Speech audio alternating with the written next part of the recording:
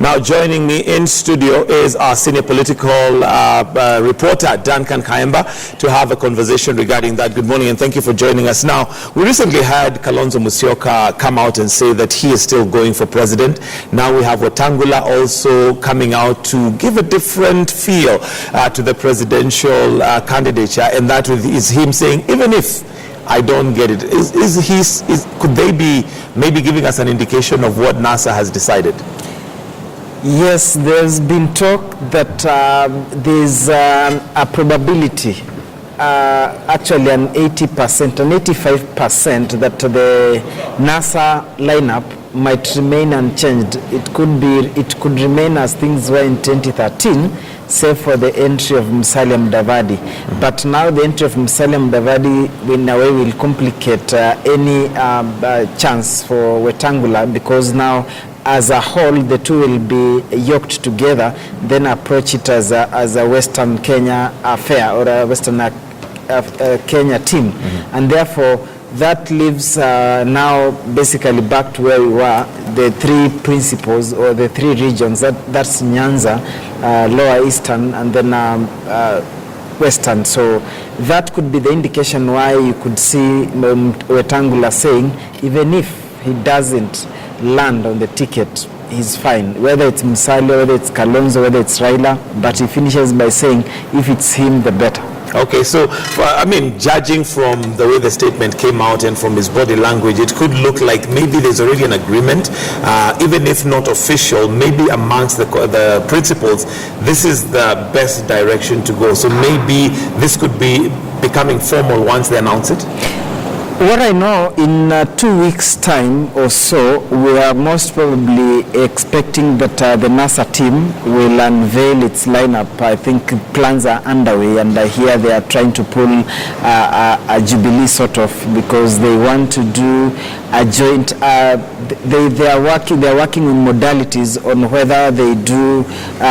Largely, they want to have it by acclamation.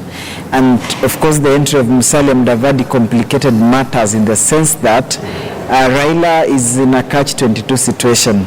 If he decides that he's not running, there's no guarantee that there's 100% support transfer.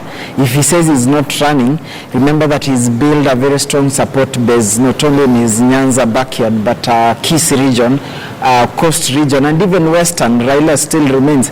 So in the event that he's not running, and of course looking at the manner in which he's been able to put the government in check, the checks and balances that he has provided, and the Kenyans have come to vindicate him with every allegation, save for the Eurobond, which is still contestable. Every single allegation that Raila has pointed to, the reality has been vindicated in the fullness of time. So there are many people that have trust, and they believe that it is him who can deliver the much needed victory for the opposition. If he decides that he's not running, then there is no guarantee that the 100% support that he has, or rather he commands, will be transferred to any other candidate.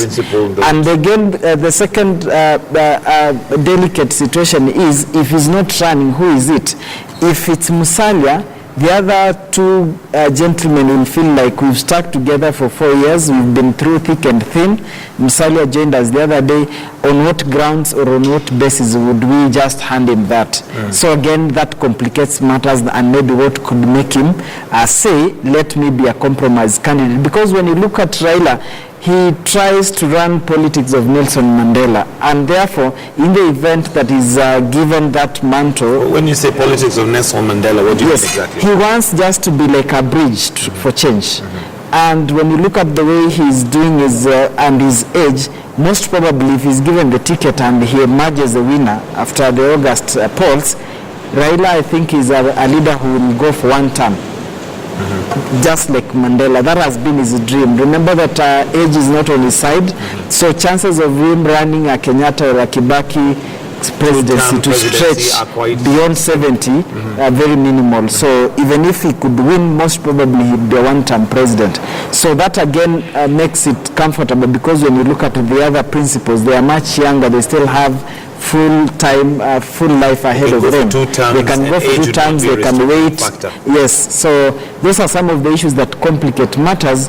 for the NASA team, and maybe it makes it more tricky for the Western team. Okay, now specifically Wetangula, because they seem to be commanding the voter base that they're bringing is mainly from the same region. And like you mentioned, Musalia Mudavadi is seen as one who just came literally riding the wave, because without, according to their own admission, without NASA sticking and staying together, then Jubilee is definitely a challenge. Where does that leave Moses Wetangula, and how easy is it for him to accept in terms of now the hierarchy, even if Raila went as the presidential candidate nominee? Where does that leave Wetangula? Because then they're battling for second place, as it were, with Wetangula. From Musalia and Wetangula, specifically for Wetangula, what complicates matters is when you look at the numbers, and I think even yesterday the Standard, the Star had it clear, and I think it emanated from a survey that was conducted. When you look at the numbers in terms of voter listing, they are almost at par. Now, by and large, both coalitions, Jubilee, then Jubilee, now it's a party, and CORD, or now NASA, I think, and CORD, their strongholds have remained unchanged. The support base that Jubilee enjoyed in 2013 was basically Rift Valley Central. That one hasn't changed. CORD was Nyanza, Coast, Western, and part of Kisii. Now, when you look at Kisii, it was 50-50, but now from the look of things, it's like the opposition has an upper hand. It's almost 90-10 in terms of the support. And then there is that rebellion in the Rift Valley. Of course, in 2013, many voted with the host community to avoid a replica of 2007. So largely in Rift Valley, people voted as a bloc under URP and under Jubilee. So when you look at the support bases have remained unchanged. Now Western, on the other hand, it's perceived as many shied away. That's why Mudavadi managed to get less than 500,000 votes against a vote-rich region. So this time round, whichever way Western votes, whichever side they will throw their weight behind, it will tilt the scale. Because if the numbers are at par, and remember the margin of 2013 was very narrow, 6.1 against 5, almost 5.4, less than, we're talking about 700,000 votes. Now that is more than what Western has. So if Western is going to throw their weight behind whichever coalition, there will be a clear winner. And therefore that puts pressure on Wetangula and Mudavadi, that it is in their interest to consolidate and produce Western as that game changer, or the swing vote that will be the ultimate winner in the contest. So that one sort of puts them in a catch-22 situation. Remember, at Bomas they said, whoever will betray the NASA dream, they will go to Uhuru Park and shame them. So Western, they're in a catch-22. They have to stick together and have a bargaining chip, because everybody knows that it's Western that is going to determine the contest of August 8th. Okay, now let's just play a little bit of a mind game here, assuming NASA took the day on August 8th.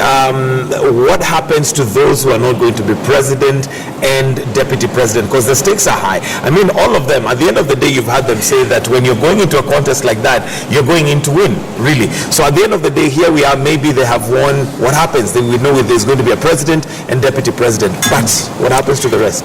It's politics. Politics is about power, and power is about sharing.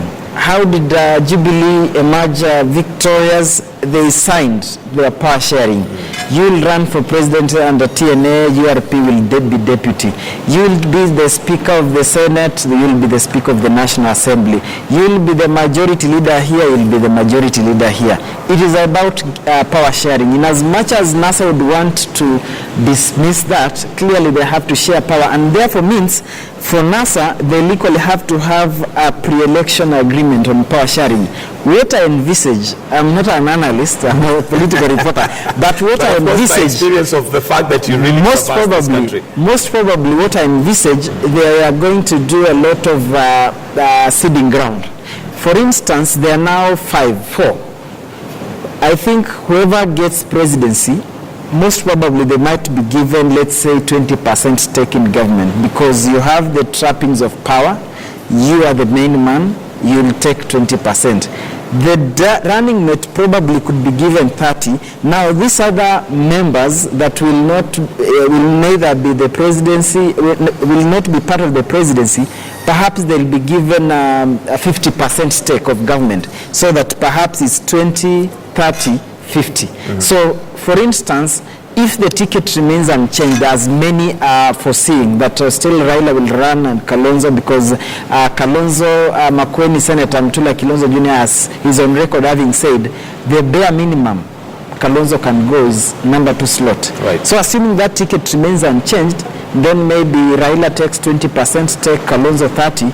Now maybe the Western bloc, they'll be told now 50% of government, that is it. And of course there's been talk that the constitution allows the head of state to create public office. A public office can be any appointment. They can decide they want to have like a chief minister or a prime minister.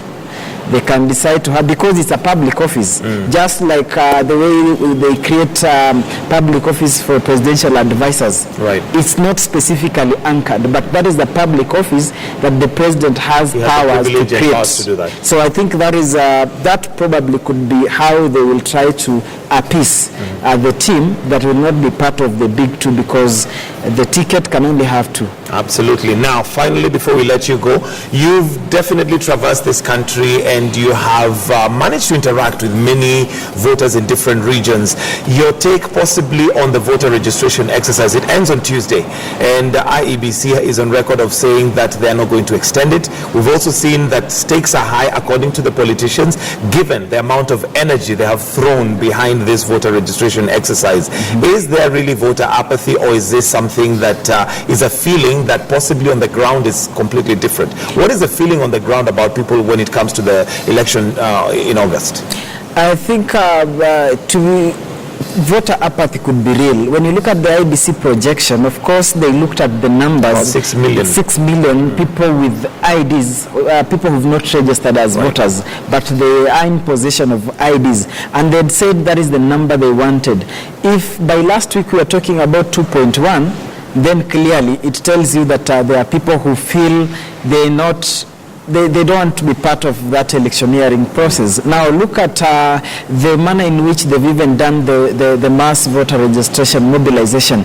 Say for the deputy president who's been in Western, and then he's been in Taita Taveta, and then he came actually to Nairobi by road.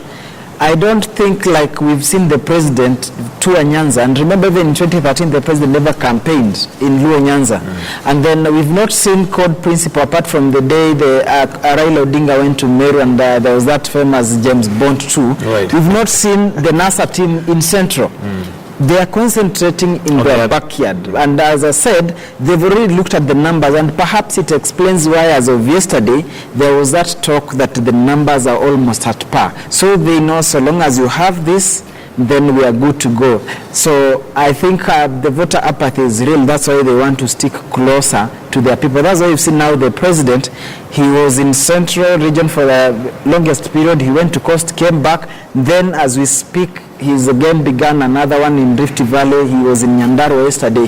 So they are concentrating in their strongholds because they know it's easier to convince the people that you can talk to. And that explains why you could see the president even in Mwiki talking to the locals in Kikuyu dialect. Right. And as much as he's a national leader, it's in the capital, but it can't help. They are using all means necessary to make sure that they mobilize, at least to make sure that by Tuesday, they at least have safer numbers under their fold. Thank you very much, Duncan Khaemba, our senior political reporter, just giving us a lowdown of what's happening. And well, in case our leaders are watching and you're wondering why maybe there is voter